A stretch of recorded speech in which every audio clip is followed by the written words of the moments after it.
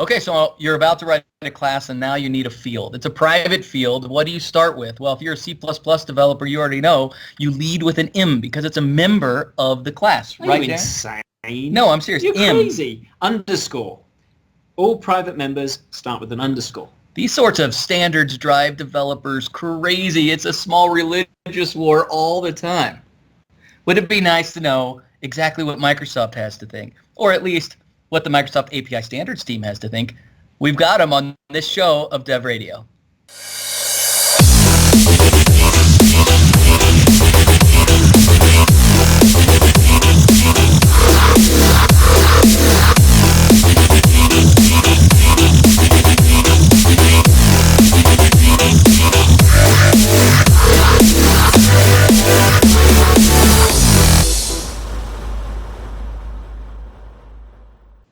Hey, and welcome to the next episode of Dev Radio. I'm your host, Jerry, and I am here with Daren May. Hey, Jerry. Hi, Daren. Boy, we've done a lot of shows together, haven't we? We have. It's just flying by. Oh, yeah. MVAs, I mean, everything. It's crazy. Yep. Sick of you. God. Now, let's see. You write bad code. I do. And isn't it funny how you can be so proud of something, and then just 2 days later, sometimes 20 minutes later, you refactor the whole thing away? There's a funny subjective objective thing that goes around with bad code. It's we tend to write code that we're initially proud of. Then whenever somebody else sees it, we immediately see a whole bunch of flaws with it. And whenever we see somebody else's code, we see so many other things. Some people, they base their whole career on that. I can tell you exactly the problem. Is that a segue? Yeah, that's a segue. All right, did you know that there are standards to writing software? I did. You may not know this, but inside Microsoft, we have a group that is the API standard. They're sort of like the governors of the API standard that all of our APIs get to flow through. Mm-hmm. And it turns out that we happen to have one of those guys on this call today to evaluate one of your repos. Oh, well, goodness. We could be here for a while. Immo, thanks for being on the show. Tell me just a little, you're a pretty active guy on Twitter and everything else, I must say. It is possible, I suppose, that a handful of people watching the show don't know who you are. Introduce yourself for us. Yeah, my name is Immo Landwerth. I'm a program manager on the .NET platform team. And what that means is that my team owns, the fundamentals of .NET, right? It includes the runtime, the garbage collector, the JIT, and of course the fundamental pieces in what we call the base class library, right? The thing where string lives and list of t lives and how you write class libraries and that sort of thing. And so I'm more focused on the class library side of the house. So I care more about how you write libraries, how you often you get packages, and also how we design the framework. And I think that's what Jerry wants to talk about today is what guidelines do we follow when we write APIs, and how do we make sure that people have a great experience when they consume our stuff. That's right. I want to give best practices, but I want to make sure we make fun of developers at the same time.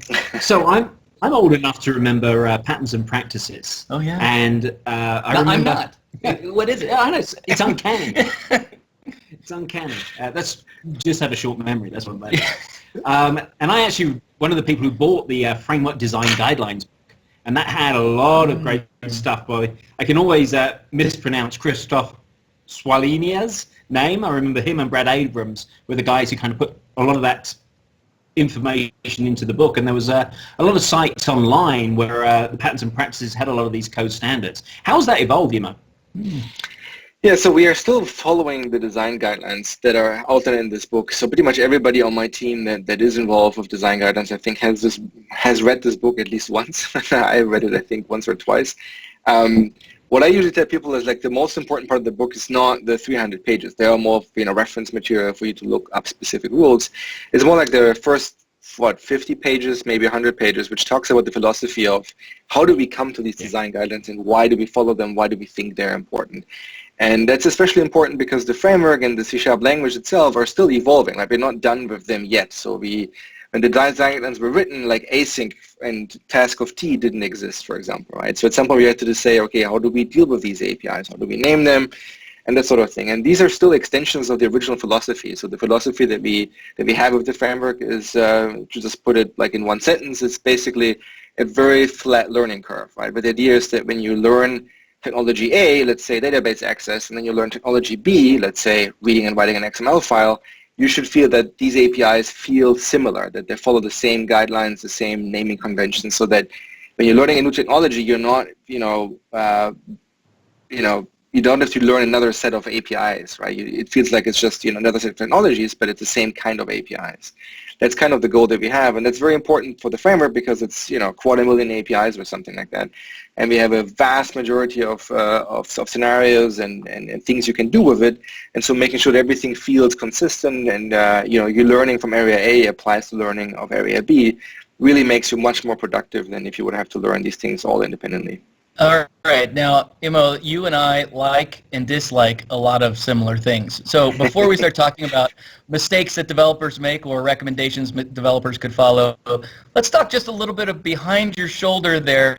You have a bookshelf of what I drool over every time I'm in your office. Some awesome Star Trek props. Oh, yeah. So like probably my most favorite thing is this one here, which is an authentic tricorder. And this is an actual replica of what they used on Deep Space Nine, and it's super amazing. Like you probably can't see it on camera, but this thing has, I don't know, like about 100 LEDs or whatever. And so when I was 15, I always wanted to have this thing. So when I had the money and the resources, I will buy it. It's one of those things that always brings me back to the TV show. And yeah, in my bookshelf there's tons of books that people probably know, like the reference manual of the Enterprise, how the decks are constructed, oh yeah, how the Heisenberg compensator works, and all of that stuff. Like it's really cool. I think in the interview, the Heisenberg compensator works very well, I think was the answer. Yes, that's exactly it. Now, wait, let's see. Okay, I feel like we may have just slightly gone off track. Let's pull right back on. A developer comes in, sits next to you at your desk, and they're like, look, I want to build this library out, but I want to do a good job. Where do I start? What do you tell them at that point? Yeah, so usually, and this is kind of also what we apply when we review APIs, it's basically just follow what's already there, right? Don't make up your own stuff. So it starts with very simple things. Like we had this discussion a while ago on Twitter where somebody said, should I suffix my async methods with async still? Yeah. And the answer is yes. And the reason for this is because, well, there's tons and tons of APIs in the framework and even in third-party libraries as well that have to be sync and async. So there's no point in saying, okay, my library is only async. That's great. Your library only is async. But if I'm a developer, I use your library and 20 other libraries, and it's much more valuable that they have the same naming than it is to just have the most optimal solution to your particular library at hand. And I think that's generally the recommendation that I would tell anybody for any technology. If you write a node module, same thing applies. Just follow what other node modules have been doing, follow the same principles that they have in terms of naming and in terms of exposure, because that is really what controls, I think, usability. I think a good library is, design guidelines should be boring, right? They should just feel obvious to the point where you're like, oh, of course I know how this works. Like, why would I not? Sure. And now, so that's you've seen libraries that have terrible naming conventions? Oh, yeah. I shouldn't follow those, though, right? That's right. Which is why I would generally start with, the framework itself and then, good, highly popular libraries that are out there. I mean, JSON.NET is a good example of a library that was highly optimized for, what we call scenario-oriented programming, right? Where you think about what are the scenarios that my customers want to do, and then I try to provide APIs that really make those scenarios ideally one-liners, right? So the most popular thing in JSON is obviously, I just want to deserialize this whole thing, or I want to serialize this whole thing, right? So he has basically one method that do them. Now, the problem with almost all these APIs is, yeah, it's great for Hello World. If you write a production service, there may be some other issues with performance and other things. And we generally believe that's fine because the idea is that, the amount of cost that you have to invest as a developer should be proportional to the task at hand. And I think it's acceptable to say if you write a highly popular web service, it's probably okay if you have to spend a few more lines of code to make this thing optimal than it is to say, oh, I just want to write this throwaway command line tool I use once or twice and I'm done with that.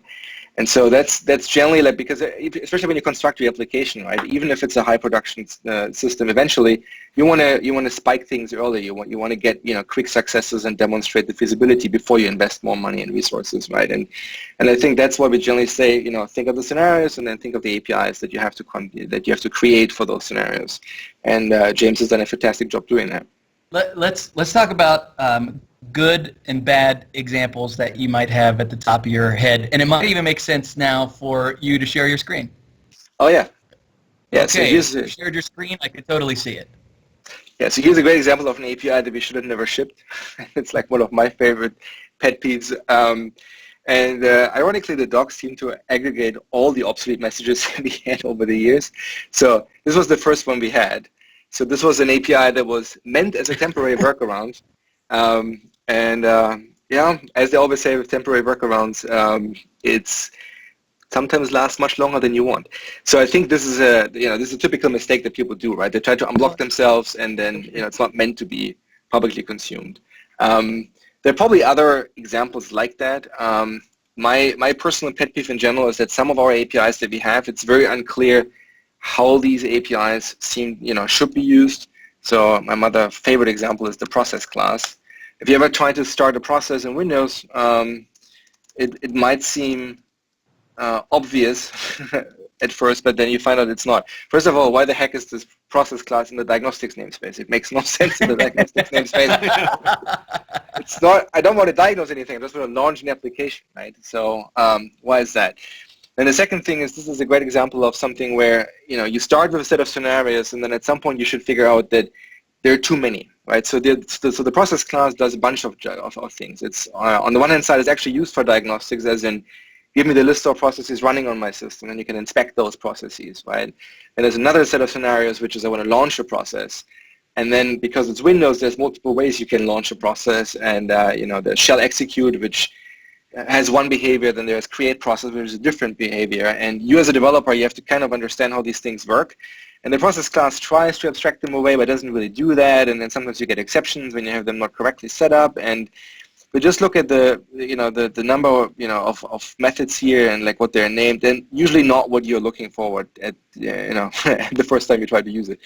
And so it's not a class that I would say wins a prize for best API design. I know that Christoph designed the class, so the author of the Framework Design Guidelines wrote this class, and he's not proud of it, but it is just what it is. He just wanted a case which said, look, if you don't follow my guidelines, this is what your code looks like. This is serving as a warning to others. Yeah. Here be dragons. And the interesting thing here is it's also not very obvious. Like if you look at the APIs, they all look reasonable, right? Like the interesting thing here is that it's really how you use them when you start to feel that they are not really up for the job. A good example is if you try to redirect input and output. You try to write some code, and then the code immediately deadlocks, and you have no idea what just happened. And so there's a learning curve attached to that is much higher than you probably want it to be. The other pet peeve that we have in the framework that was before my time, same as process, so I can't really say that I'm responsible for any of them. But there's another one that is interesting here, which is how do you read and write files? And so one thing that we have in the framework was the stream reader clause. And stream reader is the way you normally read text files, right? You just instantiate it, put a path to it, and that looks somewhat reasonable, and you just read line by line. The problem is that the name is not what people look for. So what they look for are things like text reader. Well, it turns out text reader is abstract. So okay, so I cannot new it up. So that's not helpful. Then they looked for file, and then file, I think in V1 of the framework, I'm not sure whether it existed or not. I think it just had a bunch of stuff on it that you didn't care for. And so what they did end up doing, because they got lots of negative feedback on the File.io API, is they actually did a Usability Lab, where they invited people over, and they were recorded on camera and all of that.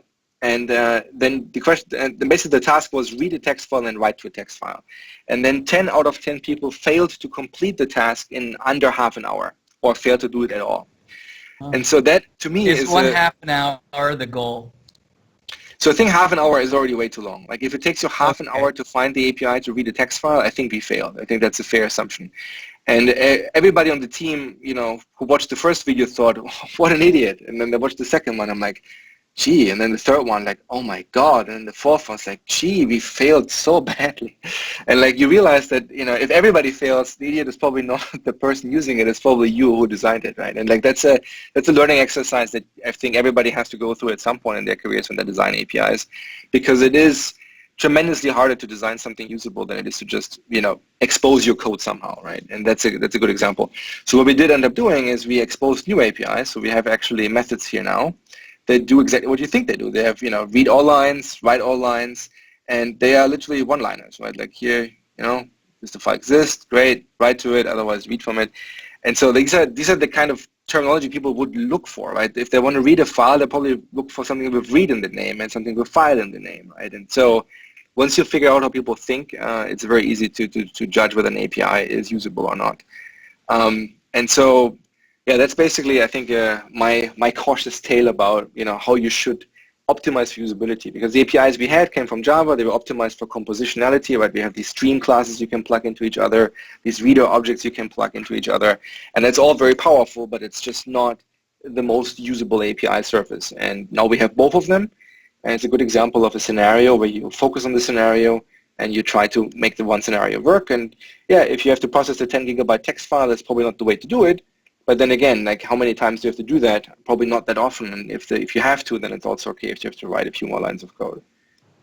In the sample that you're showing right here, where it's like file.append all text, append all text, that's like, there's nothing abbreviated there, and I could see that even getting longer if you wanted to include other things. Do you have any kind of rules or like guidelines around length method names?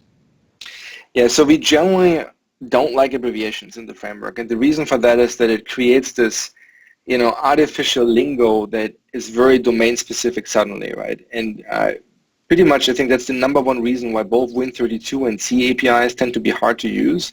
It's not so much the fact that, it's C and that there are pointers. It's very often that you don't have the right names in your head, and it's very hard to Google these names. And so we basically said, we'd rather have longer names because, again, .NET was designed from the get-go with an IDE in mind, where most of the stuff is code completion, right? So if the API is 5 characters long or 100 characters long, it typically doesn't waste most of your time because you type the first 4 characters, you hit enter, it completes, and then you're done, right? So like what's way more important there is can you read the code, can you search for the code, and do you discover the right APIs, and can you make sense of them when you see them for the first time? That's what we generally say. Don't do abbreviations. I mean, there's obviously, as with any things in life, there's limits, right? I mean, everybody knows what SQL stands for, so there's no point in spelling out SQL at this point, or XML, or CSV, or things that are effectively their own words because they're so popular, right? But there's many other things, like we look at Go, for example, their formatting package is called FMT, or FUMT, depending how you want to pronounce that.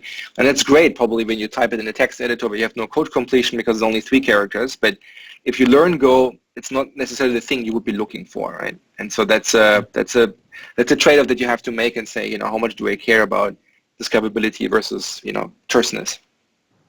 Your point about the editor support, I think, is key because, I remember back in the day having to use Hungarian notation to prefix every type because you wouldn't know just in its context what the type was declared at, whether it was string 0 terminated and so on and so forth. Obviously, with IntelliSense and the ability to be able to mouse over these things and actually see what they're declared as and so on and so forth, no obviates the need for much of that. Yeah, I think Hungarian notation is also one of those things that is massively misunderstood. In the framework design guidelines, you basically have rules that says don't use Hungarian notation. But this was coming mostly from Win32, and I think Win32 is a great example where 90% of the Hungarian notation is actually bad Hungarian notation. Right? When you look at where it came from Word originally, where the idea is when you have a Word document, you have logical columns, which are effectively where things are put on the screen, and you have physical columns, which basically are positions in the underlying document. And they're both represented by an int, right? And so they had to say, okay, we need to separate these two concerns, whether they're physical versus logical, and they came up with a prefix to do that, as opposed to writing their own custom type. And that, I think, is a good example of Hungarian notation that is meaningful, right? Because if you have to know the units, well, how do you do that? Win32 has some areas where that's also relevant, right? Number of characters versus number of bytes, right? If you deal with strings, I mean, if they both UTF-8, they're roughly the same most of the time, but with UTF-16, they're not. And so if you mess them up, you have, a huge problem in your code. And so when you have consistent suffixes, they can help.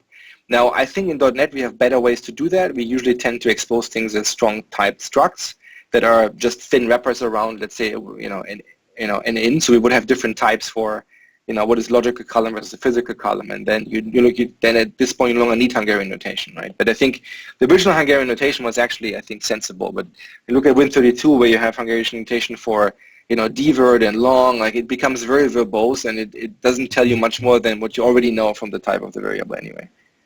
All right, Immo, let me ask you a couple of questions. Have you ever heard of GitHub? Yes, I have. Now, as you go into GitHub and you start browsing through different repos, what are some of the things you start to see as just the common everyday developer mistake that you wish you could just start to fix these little things?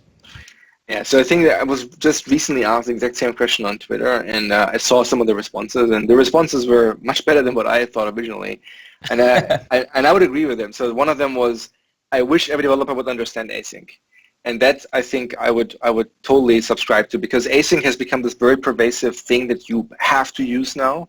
It's not like Link or some other things that you may or may not use. Like if you're just a pure application author, you have to do async at some point, because most libraries or many libraries are now purely async. So you have to understand how async works. And you see plenty of mistakes where people, call a method that returns a task. Instead of awaiting it, they just say .result or .wait, right? And those things are really, really bad, because now you basically block the thread. And because the whole point of the API was to not block the thread. So like, don't do those things. So unfortunately, the cure for for these things is not as simple as just follow this rule over here. Like, it's very often you have to understand the concept. You have to understand what it is you want to achieve, and then you have to use the tool accordingly. And you can see the same thing with Git. If people don't understand rebase versus merge, they tend to do bad things at some point in your repository. You have to fix it then, right? And I think, you can have some simple rules that say don't do that, but in the end, because code tends to be complicated at some point, people have to understand what the ramifications are. And I find the best cue is education. Like, promote it, but also educate people how to use them correctly, and also highlight the pitfalls and the anti-patterns to look for. Right? And for task anti-patterns, it's nice having somebody with a lot of opinions on the call here. So I'll ask you a couple of questions. Daren's got plenty of mistakes he's made too. And you just tell me what do you think we should do? First, let's just start with, I'm about to create a private field in a class. What should I? And it's going to be called a color. What should I name it? How should it be typed? So I can tell you my official position on this is, I don't care. The official position is privates are up to the library author, right? Because we don't care from a design guidance standpoint. In the .NET team, because all our code is open source, we at some point said, okay, we want to follow a consistent set of guidelines, so we settled on underscore. So we said private fields are prefixed with an underscore. And the first character is lowercase. I mean, you right? Yes. Obviously. I do that. This is the man who capitalizes your... And let me ask you this. Do you mark it, or do you type private in front of it? So... Again, my personal opinion on this is that I like. Wait, we gotta back up. Okay, for the rest of the call, I only care about your personal opinion. The only reason I point this out, because people keep asking me what is the official guideline for that, and for those things we don't have official guidelines. I mean, even across Microsoft, you will find that there are differences in opinion. Right? Miguel, for example, has a very strong opinion that you should strip all redundant keywords. So that means, don't mark any fields as private, because that's the default. Don't mark any classes as internal, because that's the default. Personally, I think that's not, I wouldn't do that. I would rather spend the extra 10 seconds, not even 10 seconds, the extra 2 seconds to type out the keyword, because I think it helps you when you flip between code, flip between partial classes and not partial classes, you have to think about what the rules that are applied, you just know what the outcome is.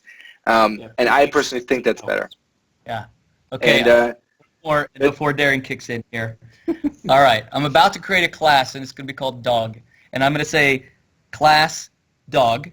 Do I or do I not seal it? So this is also a controversial thing. I personally think that of course you should seal classes by default, because so inheritance is a very complicated beast, right? And extensibility with virtuals is also a complicated beast. And I have never seen somebody successfully, by accident, make something successfully extensible.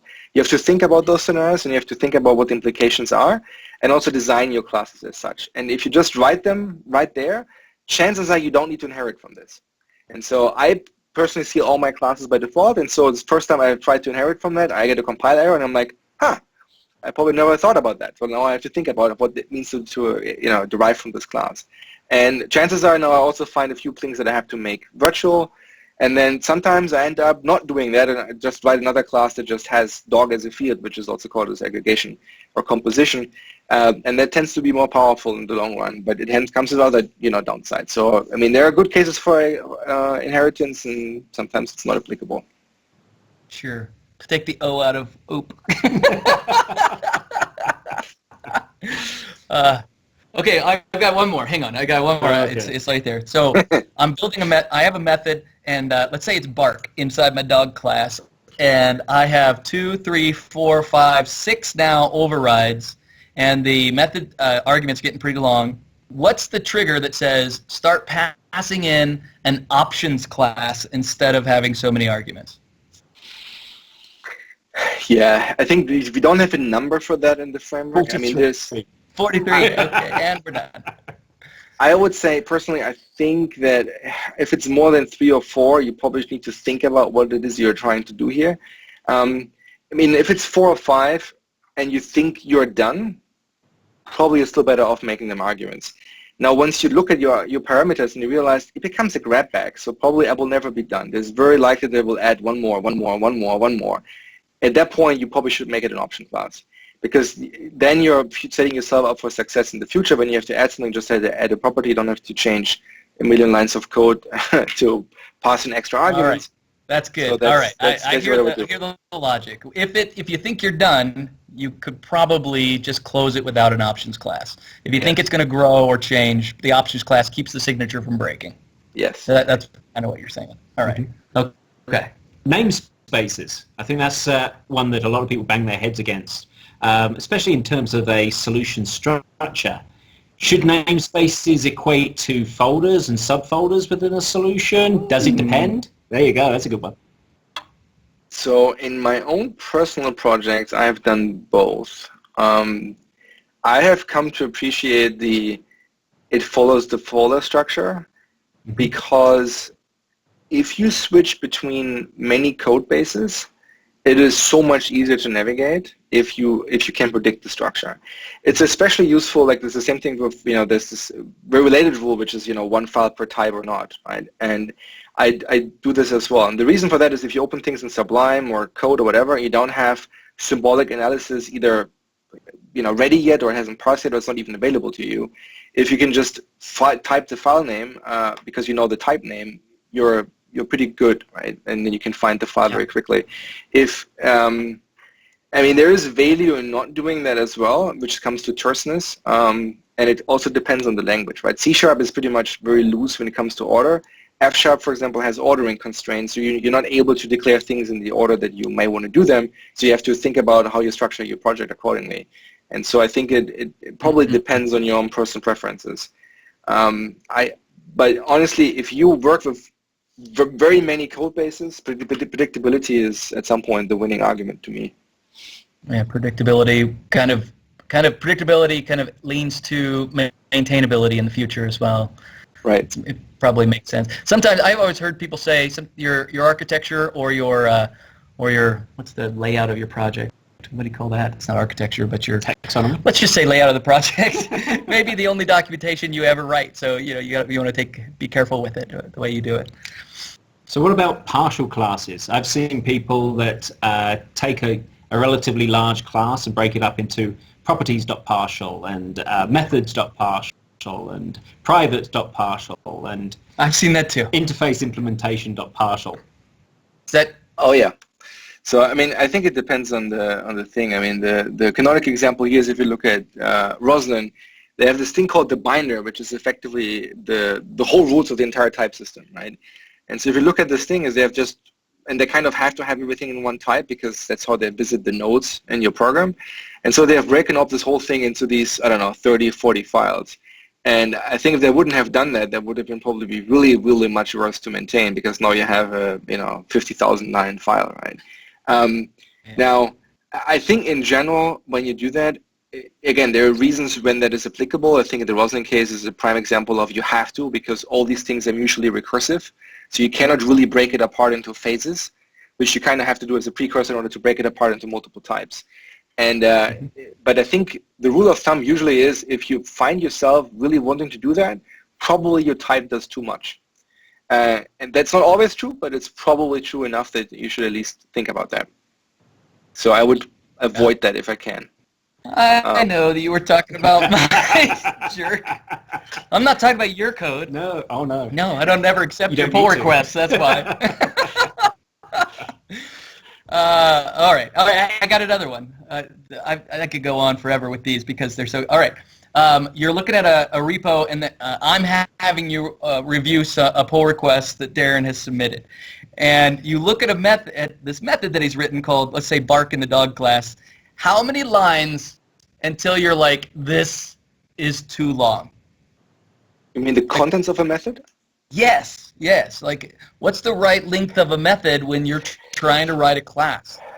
See, this is an interesting one. So I read a bunch of books a while ago. I think part of it was the Agile Manifesto, which advocated for the 3 to 5 lines of code, right? And I think there is a... Which, by the way, is the entire try-catch block. Like, you have no room for code. So personally, I have come to dislike that. And the reason I say that is because if you think about a program, right, let's say you think of a compiler or a parser or a web service that does database access, I find code much easier to read if it's in one place. Like, I'd rather have a well-commented and well-structured method where I can see the overall flow and then I can see the individual pieces to it, rather than somebody who's desperately trying to say every method is only 3 lines, because then what ends up happening is, especially when you have core algorithms that say how you compute a price or how you decide whether identifier is valid or whatever. If you split this into too many things, you find yourself having a hard time figuring out what the rules are, right? And so I find in those cases it's much easier if the rules are all on one page or 3 or 4 pages, depending on how complicated it is. And then you have to read this thing top to bottom. And that I find personally much easier than to have 12 to 100 different methods and then reverse the engineering from all the things I've visited, what the overall rules are. And so this goes back to, how do you structure your program, right? And there's no one right way of doing it, but I tend to have one worker method where I have the overall structure and then I dispatch down. And then I try to have good naming conventions of my methods that encapsulate individual pieces to it. But sometimes when you find yourself that you have to be too creative with the number of arguments you have to pass in, then you're probably better off of making the containing method a few lines longer and just have a good comment on top of it. All right, so I'm hearing your general rule of thumb is less than 2 pages.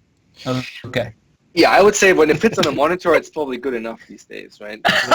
That's great. We all buy new monitors for that rule. What we don't know is how big your monitor is. Yeah, you turn them all like document style. Absolutely. So another thing that I see a lot when I'm reviewing code is some people like to group methods and variables by access level. So you've got all your public methods at the top, then you might have privates beneath there, protected in the middle. Even region them sometimes. Yeah, statics and so on and so forth. Any hard and fast thoughts there? Yeah, that's a good one. I personally have done various things over the years, and I tend to write my code more how I think about the problem solving, if that makes sense. So for example, as I said, like imagine you're writing a parser, right? You have a top-down, first you parse this, then you parse this, then you parse this.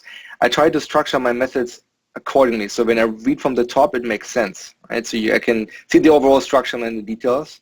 Sometimes that doesn't always play out nicely in the code, but I personally find these sorting alphabetically or sorting by modifiers, it's just more noise, right? If you rename a method, now suddenly I have to move the whole method somewhere else, and that creates way more diff in the source code than just changing the modifier, for example.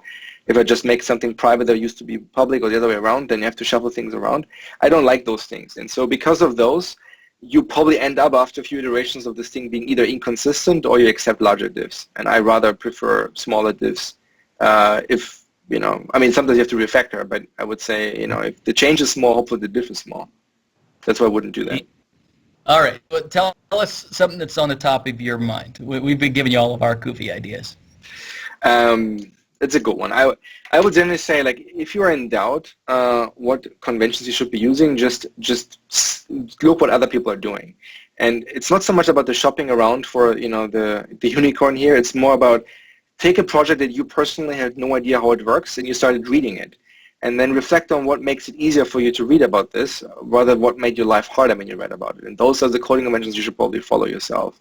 So I think, for the most part, people always optimize coding guidelines, it seems, for writing, which is really not the problem. Writing is easy. What's really hard is reading source code. And people like me and other people on the framework spend a disproportionate amount of time reading code and very little time writing code, like in relationship to each other, right? And so if you optimize for reading, I think you will come up with very different coding conventions than if you optimize for writing. And because of that, I would say find your own coding conventions based on your own reading style and your team's reading style. Like, what do you do? Like, I mean, what do you find readable? And as always, I would never start this thing from scratch because that's just dumb these days. I would just pick a project that you like. It can either be, Roslyn or CoreFX or your favorite NuGet library, and look how they do it. And then if you like that, great, you mirror that. And then that's your coding convention. This is not an area where innovation is needed, in my opinion. There's already too many coding guidelines out there. Just pick the one you want to do. And then the other recommendation I have is stick to it religiously. Don't make it so that, every file is different, every team has different rules. That's just not helpful. Where does FXCop and StyleCop sit in? It's an interesting one. So they're very different tools, right? FXCop is more about naming and publicly visible things from metadata, right? It's really about the APIs and what we care about as a product to our customers, versus StyleCop is really about the source code. So you can think of them as FXCop is about the public surface, and then StyleCop is about the implementation of it, right? It's about how you wrote your code, right? I never liked StyleCop, and the reason I never liked StyleCop was for two reasons. One of them was that I didn't like the guidelines it was promoting because they felt very different from what a file new project would do. So pretty much any project is in violation from day one. And then the second problem was it was just yelling at you, right? And especially when you're debugging or if you're refactoring, guess what? My trading white space is really not the biggest problem I have right now, so stop yelling about it. And so I find myself like fighting this tool way too much. And then I think now when we look at ReSharper or Roslyn in general, like we are expected to have like a quick fix too, where you can just say, okay, fine, fix it. You know what the problem is? Just fix it. Or you don't like the tabs? Great, make them spaces. Don't just yell at me, just do it for me. And so what we have done on our side is we wrote a command line tool that just basically applies the formatting rules. And then as soon as we ported more code from our internal repos where, guess what, nothing was consistent, and we moved it to open source, we ran the formatter once and said, this is now how the code looks like. And I think that's a very good thing. And then, for StyleCop, and it's usually the question, should PRs or, CI enforce those rules? And I would say yes, but, right? And I mean, the but comes from the fact that sometimes it's just not the most important thing you care about, right? I mean, I would say, if you have a well-defined code base and you don't have insane people contributing to it, people will generally gravitate towards following what's already there. And if they are not, you can see it usually, right? It's very obvious that, oh my God, what the heck were they thinking? Right? And you just tell them, like, sorry, we don't accept your coding style. Please make your coding style consistent with what's already there. And as soon as you have that, I think the problems largely disappear. And then in our case, we just ran the code formatter periodically a few times to like get things in order again. And that tends to work pretty well. But people on our side are also very keen on following guidelines usually. They're not very keen on violating them. So if your team is very keen on violating them, then by all means, plug it in and run it. As a team. I should add at this point a product plug that Roslyn now has support for EditorConfig settings, which is basically a way to configure what rules you want to use, and you can enforce them as part of the compilation. So if you want to enforce it, that's what I would do. I would not insert another crazy tool in your build chain if you can help it. Okay, where's the official .NET team editor config that I can add to all my projects? It's funny you asked that. I don't know whether we have one.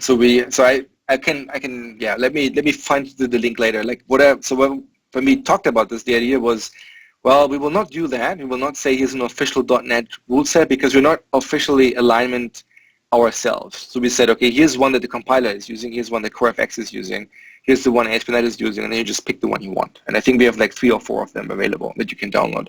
I mean, there's certainly no repo, so if you just care about the repo, you can just look at ours. But I believe we also have documentation pages now where you can actually find them. So I think there's an EditorConfig right here, so that's the one that Roslyn is using.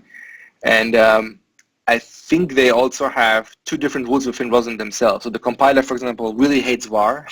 The IDE team really likes var. So even within the repo, you will find that here's one set of projects that has those rules, and here's another set of projects that doesn't have those rules. So that's effectively it. So if you care, then find the project you like and then download the EditorConfig. Wait, am I hearing you tell me that there's not a Microsoft way? Like, is there not a universal 100% this is the way Microsoft does it? There is not, which some people might find surprising or not surprising. I would say if we could start from scratch, it would probably be an area that I would like to have from day one, because I really think these formatting discussions are generally not worth having. Like I would rather, like if you have an existing code base, I'd rather strive for consistency within that code base than to get, the extra aesthetics that I might get from some rules. Because in the end of the day, like really the value of coding guidelines is consistency, that every single file looks the same, that you don't have to learn yet again how indentation works in this kind of file. Is it 3 spaces? Is it 4? Is it 2? Is it what? I mean, it's just not, it's just not a problem you should spend a lot of time on, right? Everybody has an opinion and everybody's right. That's the challenge, isn't it? Oh my gosh, how many tweets have been burned over this topic? It's unbelievable. All right, Immo, listen, here's the thing. We know that there are a million wrong ways to write code, right? We've done a lot of them. And there's a lot of value in refactoring, not just for the sake of making your code cooler, but also for the sake of making your code easier for the next person down the line. Often, I think that's who we're really writing for, not just for the application, but for the next developer. If a developer's like, look, I need to learn a little bit more just about basic style, clearly I don't know what you guys have been talking about this entire show. Where do you send those guys just to get started? I think, honestly, for style, I would just search for EditorConfig and Roslyn. I think there's a bunch of docs pages on them, how to configure them. And Casey on our team did a bunch of cool demos where she shows you, what kind of things you can enforce. And you can also find them in Visual Studio under Tools, Options, Text Editor, C#. There's like a whole page where you can pretty much configure any layout that you want, like where to put spaces and where to put parentheses and all of that. And I think we don't have it yet, but intern was working on it. I think the good exercise. I think it's a good exercise, by the way. In the latest version of Visual Studio, you can actually create an editor config based on the style of the library you have open. And so you could actually open up the one you have right here for Roslyn or some other on the .NET team, and then you could open up your own and compare to see just how divergent you are from the way that the core team is writing their libraries. So, Immo, I opened up Microsoft Box, and there is a framework design guidelines website that has a whole bunch of naming guidelines, type design guidelines, and so on and so forth. How up to date is that? I don't know. I'm not aware of that website, to be honest. So on our side, so what is true is that the Framework Design Guidelines book has not been updated in a while, and we are actually thinking about whether we should do this or not. I talked with Christopher about this. I would actually like to turn his book into a set of Markdown files on GitHub, so we can actually link to individual sections and also accept PRs if somebody wants to make changes to them, and have that to be our official guidelines moving forward. I mean, there's some issues around, copyright, because obviously it's a book that's distributed by Editors and Wesley, so you have to think about what that means in terms of us uploading those. But that was an idea that we tossed around, because I think in the end of the day, like, guidelines have to evolve, right? And but it is a lot of work to write those guidelines, and we are very hesitant to give you the guidelines from day one, because usually we don't have them, right? So take task of T. We don't know what the best practices are for async APIs until you actually try it, fail, and then you know what the pitfalls are, right? And I think that is something that is an ongoing exercise, and sometimes you find that as new tech comes out, that old tech now has a pitfall that it didn't used to have, and they have to rethink those guidelines in those terms. And that's something that I think is more like an ongoing challenge for us. We don't necessarily have every answer either. I think it's pretty cool to see that as the syntax changes, the languages change, we have different things that we have to consider, and to kind of look back and see whether or not things have been successful that we assumed were as good as they were. This has been a pretty fascinating show. Yeah, time flies when you're having fun. I think we could have talked about a lot of crazy other things as well. Maybe these should be 12-hour shows. Maybe? Yeah, I'm glad they're not. I'm not sure our audience would stick with us. Right, we'd enjoy it, but nobody would be watching, right? Immo, thanks for being on the show today. Absolutely, thanks for having me.